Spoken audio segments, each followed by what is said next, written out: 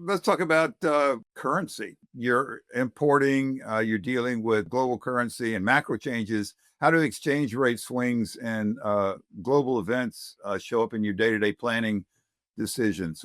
There are things that I believe we can predict and you can put on your planning when you're doing, for example, you have already high peaks, for example, from from China.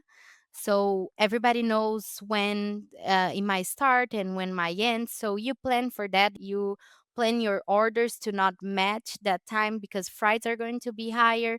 So you have those things that you can plan, but at the same times you face some things and some situation that are totally out of control, as for example we have COVID, and in Brazil this year we have a high peak from flights from Asia due to a high level of electric cars being imported from China to Brazil. So the availability of containers were very low and we had to deal with those things.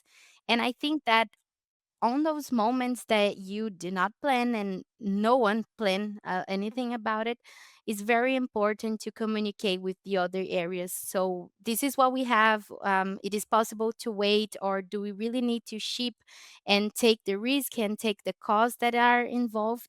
I think this is the communication between supply chain operations and the other areas are the key to try to deal with the situation there is there, and you can do anything about it. So I think that's the point. Yeah, you have to be, that's a popular term for supply chains. You have to be resilient, right, to be able to adapt to these changes.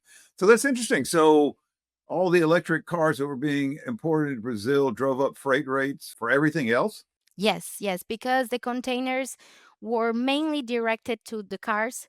So other goods, at the time I was in the medical device company, like it was very hard to find containers available. And the ones that were available, they were very expensive. And sometimes you have the cargo, you were expected to collect that day, and on that day the shipper will say, "I don't have that container anymore." So it was very complicated.